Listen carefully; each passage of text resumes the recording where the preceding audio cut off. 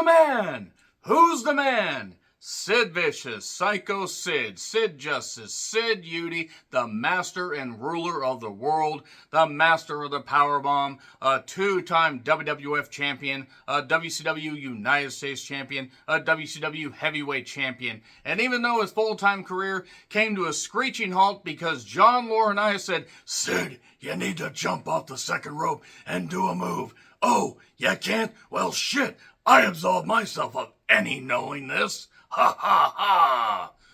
John Laurinaitis will burn in hell for what he did, but Sid Vicious was one hell of an impressive big man, had such a goddamn incredible look, and his life was cut too goddamn short because of cancer. Fuck cancer. This is my tribute. My Sid Vicious, Sycho Sid tribute. One of my favorites. He's on my Mount Rushmore of big men. He was so incredibly entertaining. The promos that didn't go right, the promos that did go right for all the wrong reasons. And he would always bop out to play softball. He would take breaks. But he was always over wherever he fucking went.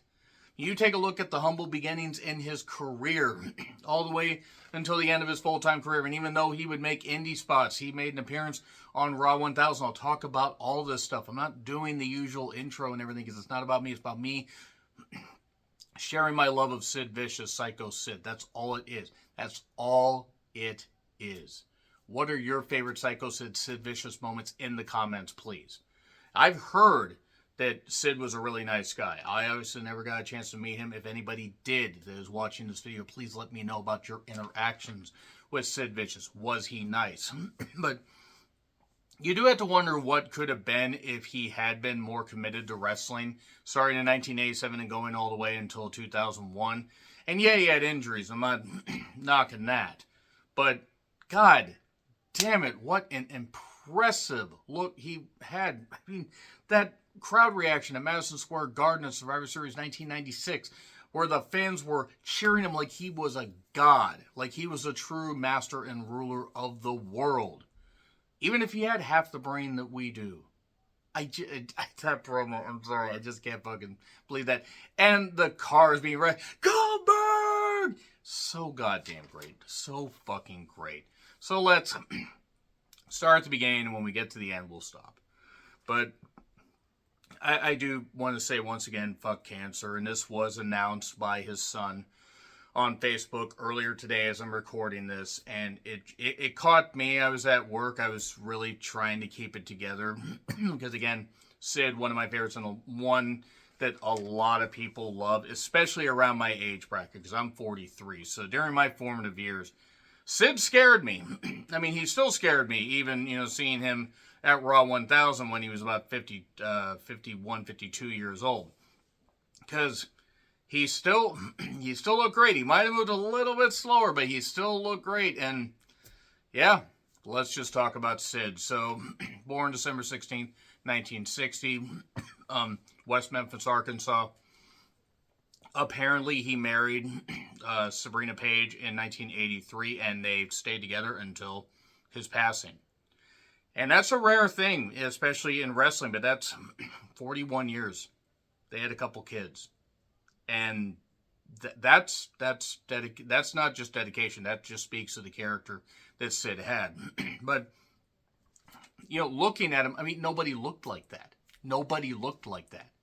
And he was 6'9", 310, 330, depending. Even if he slimmed down, he's still 290. And still impressive as fuck. Had that physical charisma, could just do this and get the crowd roaring. Even if they were small crowds in WCW. But he trained by Tojo Yamamoto. I did not know that. I did not know that. He debuted in 1987. Memphis.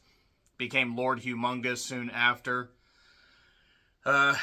Boy, taking it for Mad Max. I mean, it was what it was. I mean, and taking a look at how Sid looked, I mean, why would you cover that up? But you have to give somebody a gimmick, get him a chance to get over. But seeing some of his Memphis stuff, even though Memphis at that point was starting to have its issues, and would have issues further down the line, he fit in just fine. Because Lawler could work with anybody. And they had enough people still, enough veterans that could work with him. He even faced Fujinami in New Japan. That must have been impressive to watch, at least until the bell rang. Because I can imagine that clash of styles would probably be something else. But you can see why the Japanese fans would love Sid. Because they love their big Gaijin, or Gaijin, I think is how they say it. He would definitely be over there. When he went to WCW, teamed up with Dan Spivey as the Skyscrapers. Spivey was never all that great, and Spivey was made to look really, really small with Sid there. And Spivey was a decent-sized guy, but I always go back to, Great American Bash 1989. They win the 2-ring, I think it's King of the Hill Battle Royal. I had just retro-reviewed it recently. And they're managed by Theodore R. Long, the future Teddy Long. And they face off against the Dynamic Dudes later. And just the fact that they booed every time Spivey was in the ring. They booed every time one of the dudes did something. Maybe they knew more about Shane Douglas than we thought. And they probably didn't like Johnny Ace, who would. But every time Sid did anything on the apron, if he got tagged, they roared. He could just hit a fist. He could hit a kick. He could just stand around looking. They were cheering. It was literally insane. At 8 years old, seeing that on tape. I mean, I got to see it sometime later because I didn't have pay-per-view capabilities in my house at the time. But I had a buddy who was able to get tapes because his uncle taped the pay-per-views. And it was just great to see that. That was my first, exposure to Sid. And just looking at how great he was, just commanding the crowd. And he was 28 at that point because he was born at the end of 1960, so he was 28 at that point. But even with injury, then he had a punctured lung. I think one of the Steiners suplexed him and something happened, but he would take breaks for softball. Jim Herd wanted to sign to a big contract, but Sid wanted time off for softball, and they wouldn't agree to that. But he joined the Four Horsemen, which you could see why Sid, being part of the Horsemen, would work. Now, yes, he did team a little bit earlier with Mean Mark Callis, who would become The Undertaker. He teamed a little bit with him. And then I think it got mixed up there. But Sid's still very, very physically impressive. Joined the Horsemen in later in 1990. He faced off against Sting at Halloween Havoc 1990. One would have thought they might have done the old switcheroo fake Sting thing with Barry Windham cutting his hair to look like Sting to give Sid the title. They didn't, and then they went with the Black Scorpion thing. In hindsight, maybe they should have given Sid the title because, yeah, it would have cut Sting's legs off early, but it would have been better than the Black Scorpion thing. That being said, Wrestle War 91, the War Games where he picked Brian up. Rest in peace, Brian Pillman. Picked him up and the roof is not on fire, but Sid dropped him. And I love Sid. I fucking love Sid, but god damn it. Oh, so brutal. So brutal. But, I mean, and Sid protected, he didn't mean to do it, but just Sid, being the big impressive guy, solid objects are still going to stop you. And he would just always have these promos where he was just shouting and screaming. And he fit in just fine shouting with the Horsemen. Even if you could tell, I don't know if Flair and Sid liked each other. I don't know. It's hard to really tell with Flair. But then Sid wanted to leave WCW. Or ended up leaving WCW and lost to Elegante in a stretcher match, which was one of the worst matches that I've seen. That wasn't for the fault of Sid. It was for, I'm sorry, rest in peace, Elegante. But not exactly somebody that you could necessarily buy as a wrestler. But Sycho Sid was, Sycho Sid was a far bit away. Sid Vicious, he went to WWF, and he became, Sid Justice, was a special guest referee at SummerSlam 91. I mean, he had been beating people on the house shows on syndicated tapings, but he was the special guest referee for the match made in hell, where Warrior got fired, and, Vince couldn't wait to fire him. But they were propping Sid up, because look at Sid. Nobody fucking looked like that. and built up a team with Hogan, and then eventually built up to the feud with Hogan, because Hogan decided to be a nasty little bastard and stop Sid from winning the Royal Rumble 1992. But then, oh, don't worry, they're still going to team up, and then Sid bashed the Bruce to Beefcake barbershop. That's really hard to say. Broke that up. Was covered in white powder, which was always a funny visual. Just him bashing that, and then he's got the powder from like the barbershop all over his face, and it's so funny. It's just so funny because Sid was funny, and I mean that in the nicest way. Sid was just so fucking just entertaining. Now, he did have an injury. I think sometime after SummerSlam, he was out of Survivor Series, and then he came back in time for the 92 Rumble. But then he faced off against Hogan at WrestleMania 8. And he had to kick out of Hogan's leg drop, which never fucking happened. But he was basically going to be propped up as the new Hogan, because Hogan was going to take time off. But Sid didn't want that. It's not that he wanted to be a heel. He didn't want to be a face. That's always been the rumor and innuendo. And you can't blame it. Sid was likable. Sid was a guy you could cheer for. But Sid kind of had to be the anti-hero. And making him the new Hogan wasn't going to cut it. They were cheering Sid because he was a cool heel. Like the aftermath of the 92 Rumble, when they had to change the stuff for Sid getting booed. When Sid actually was getting wildly cheered in the Knickerbocker Arena. No, Hulk. That's not what I said. But Sid faced off against Hogan, WrestleMania 8. And then shortly after that, faced off against Warrior on a series of shows, because Warrior had made his return at the end of WrestleMania 8. And then basically he would leave, due in parts of disagreements with Vince, but also I think it has something to do with a drug test. He wasn't the only one flunking it, just saying. He would take some time off. I think he'd still make some appearances in Japan. And he'd do his own thing. And then he came back to WCW, and I believe Slamboree 93, and I believe it was against Van Hammer, and beat the shit out of him, which was the best use for Van Hammer, because Van Hammer was cool for me, or cool to me at 10 years old. Wasn't really all that great, and they tried with him a lot, but he would then form a team with Vader. And Vader at this point, WCW champion, Sid was going to be propped up as being the next challenger. It was the beach blasting and blowing up the boat. Midget blowing up the boat, and what the fuck is going on here? But Sid and Vader as the masters of the powerbomb. That was some incredible shit. And naturally they were going to build to Sid and Sting again. And I think they did it, if I remember right, they did again at Halloween Havoc 1993, which was a few years after that whole thing, and it was about as good as the Halloween Havoc 90 match. Look, I'm not going to lie to you. Sid was never a technical master. He never needed to be. He was a big man, did impressive shit. And he could look great. And he did look great. But he was not a technician. He could not put on a 5-star classic, but he could put on matches that I fucking remember. But they were building that up. Him and Vader actually were a pretty good team. And they faced off against, I believe, against Sting and Davey, the British Bulldog. And they were building up to where Sid was going to take on Vader at Starrcade 93 and beat him. Then, unfortunately, him and Arn decided to scissor each other a little bit too hard on a European tour. And that led to, well, Arn being suspended, I think, if not outright fired and brought back sometime later. And Sid, unfortunately, was gone. Now, what actually happened, who knows? Find out through shoot interviews. There's two sides, and then there's the truth. But Sid would do USWA stuff. He would return to the WWF in Shawn Michaels' corner, as his bodyguard would be in his corner at WrestleMania 11. And was doing some good stuff. Now, Sid was doing some impressive stuff here, because he took out Shawn. He was still looking impressive. He'd been wrestling for quite a bit, had some time off, done softball, done all that.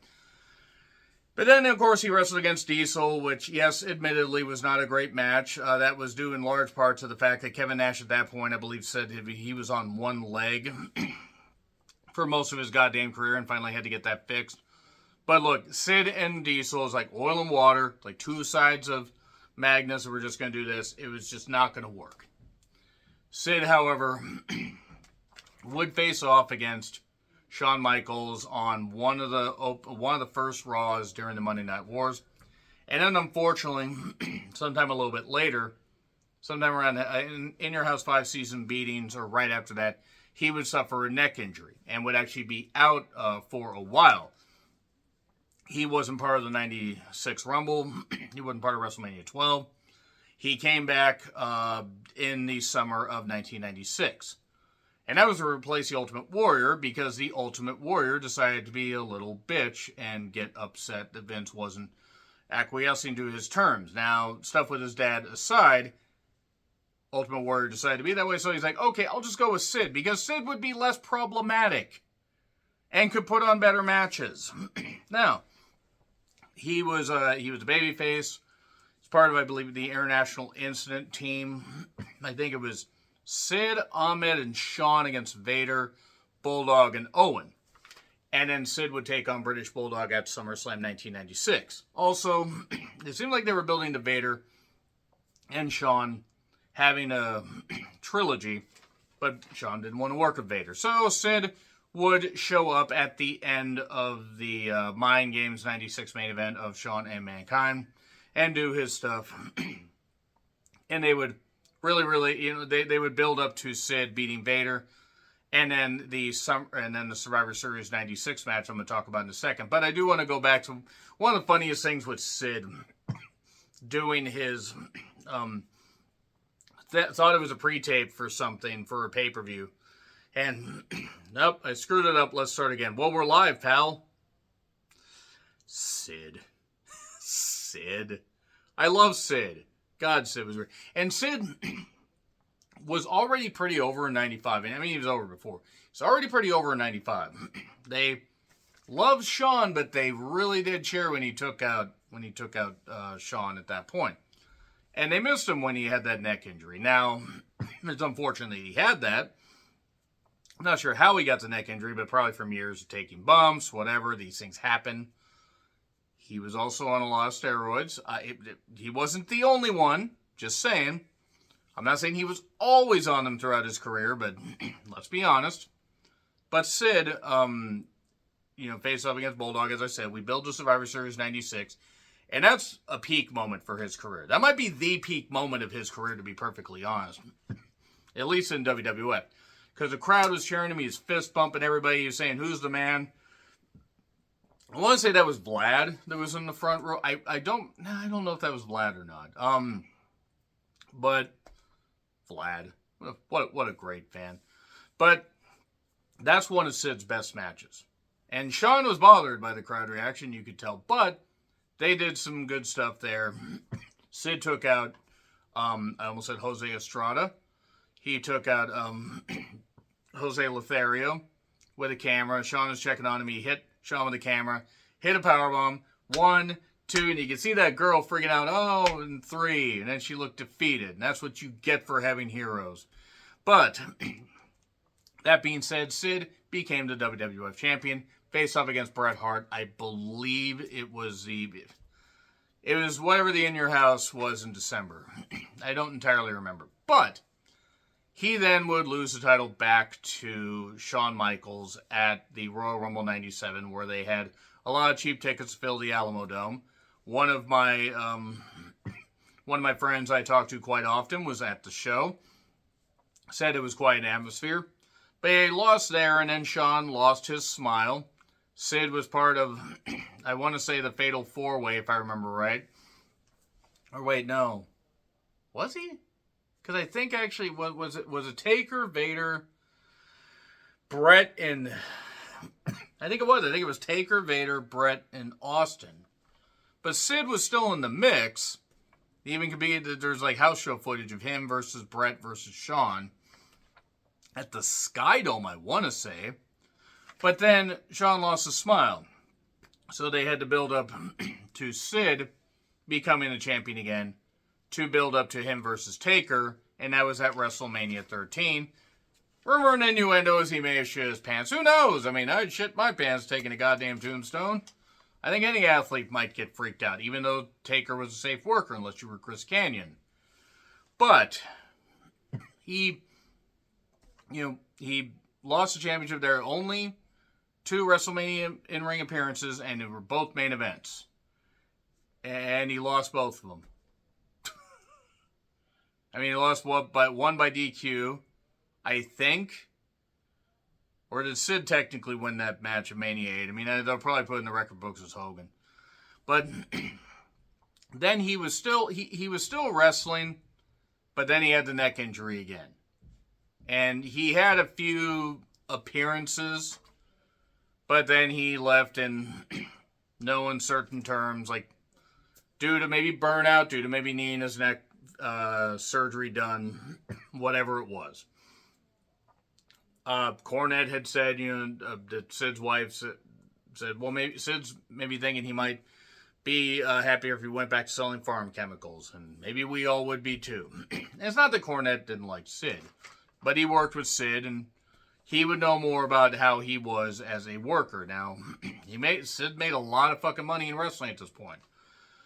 The one thing I did enjoy, though, and he would make the occasional indie appearances, but he really did kind of take a lot of time off because he needed neck surgery, but then made a couple of appearances in ECW.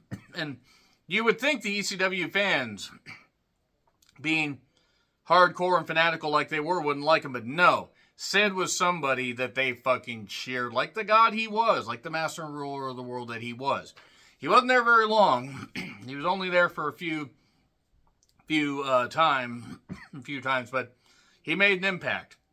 I did forget to mention his UWF appearances. Oh boy. Herb Abrams decided to stiff him on a payoff. It's a good thing Herb Abrams is dead, because Sid might have gotten his money one way or another. That being said, he got back to WCW. He showed up at the end of Great American Bash 1999. Nash and Savage, rest in peace Randy Savage, had one of the worst main events in WCW history. It was awful, because Savage couldn't move and Nash was limited. But Sid showed up, and then they were going to build a Sid winning streak. They had Bash at the Beach 99, a tag match where Sting could even pin his opponent, or pin his tag partner, Kevin Nash, and win the world title. But that didn't happen. Sid helped Savage win the title, and then, unfortunately, Hogan won the title right after that. But then Sid began his own winning streak, faced off against Chris Benoit, I believe, at Road Wild 99. And they were doing some good stuff. No, he faced off against Sting. DDP faced off against Benoit. But he would face off. They were doing some good stuff, because they were building Sid up, and they really were. Now they were trying to build Goldberg back up as well after kind of botching what he did. But Sid was a Millennium Man. He had his own winning streak, even though he was losing matches via DQ. But shut up. He was winning by just beating the shit out of people, destroying them on Thunder, on house shows, on Nitro. Even though WCW at that point was spiraling out of control to the point they were losing $15 million at least in 1999, Sid was still a big deal, and he was somebody they were cheering. Then he won the U.S. title at Fall Brawl 99 and faced off against Goldberg, building up the whole thing with Goldberg. And I fucking love this stuff with Goldberg, because Goldberg wrecking his cars. Nitro was a wreck by that point. But Sid was making that shit entertaining, hopping up on the cube, Goldberg! And it's just great, because Sid could make it entertaining. And Sid was approaching 40 by this point, but he faced off against Goldberg. It was a bloody match. I don't know what they were going for necessarily. I mean, it worked to an extent, but it was what it was. But then he was continuing to, still work, still be on pay-per-view, still be on television. And then, Sold Out 2000, unfortunately, Chris Benoit, renowned murderer Chris Benoit, decided to leave his job in WCW. Sid won, but then they vacated the title again after the title had been vacated when Brett got injured, because Bill Goldberg decided to kick him, because Bill Goldberg couldn't work. And but Sid could work, but you know who couldn't work? Bill Goldberg. That being said, Sid became the WCW champion, sometime after that. Held it for a bit. There was the Super Brawl 2000 event. There was Uncensored 2000. And even though, yes, Sid was always limited. I mean, he was, but he still was over. Then we did the reboot episode. He got the title taken off of him and then was gone soon after for either softball or whatever. I mean, I don't know. He showed up sometime in like late October, November of 2000. And was doing, again, I retro-reviewed the entire thing from the reboot episode all the way to the end. And some of it's a mixture, mainly because I nearly lost my mind. But Sid, during that, bill at the end of 99, said to Hall Nash, "You're half the man I am, and I have half the brain that you do." Love Sid, but god damn it, Sid. But then Sid did his, then Sid would face off against Scott Steiner at Starrcade 2000. And then, unfortunately, the leg break at Sin. I'm not going to really go into that, but he recovered after like a year. He made appearances for the WWA, the World Wrestling All-Stars, which was not very good. And would make sporadic appearances since then. And it could have honestly benefited WWF if they had, well, it would have been WWE at the time. In like 2003, if they had wanted to bring him in, 2003, 2004. Because, yeah, he was in his mid-40s, but he still would have been able to contribute. And it would have actually been nice to maybe have another big man there that could have actually worked with some people. Sid versus Cena. Sid versus Angle would have been interesting. In 2003, you could have had Sid versus Brock. That would have been something to build on pay-per-view. The whole point is Sid could have contributed more if Vince actually would have been willing to work with him. But Sid is more a family man, making his indie appearances. Had made some shoot interview appearances. Raw 1000 appearance, and I just wish had been put in the Hall of Fame. I really wish he had been put in the Hall of Fame. Now, maybe he'll be put in the Hall of Fame posthumously. I know that's not how you say it, but whatever. Maybe he'll be put in 2025, but I wanted to see, it's like Vader and Sid, I wanted to see them in the Hall of Fame while they were still alive. And yeah, I'm not saying that Sid was necessarily the perfect wrestler. He didn't fucking need to be. He was entertaining as fuck. He was cool. He was somebody that you wanted to watch. Whether he did something monumentally weird, monumentally stupid, or something that was totally memorable for all the wrong reasons or all the right reasons, it didn't matter. Sid was incredibly gifted. And God, I miss Sid. I'm going to go watch some Sid matches now. What are your favorite memories of Sid? I just tried to do a career retrospective. I apologize if I left anything out. The fist bump, the master and ruler of the world, the man, the myth, the legend. He was truly Sycho, but he apparently truly had a heart of gold. And he will be missed. So, share your favorite Sid moments. And rest in peace, Sid.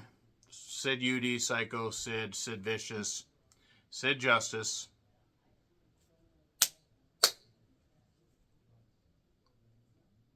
See ya.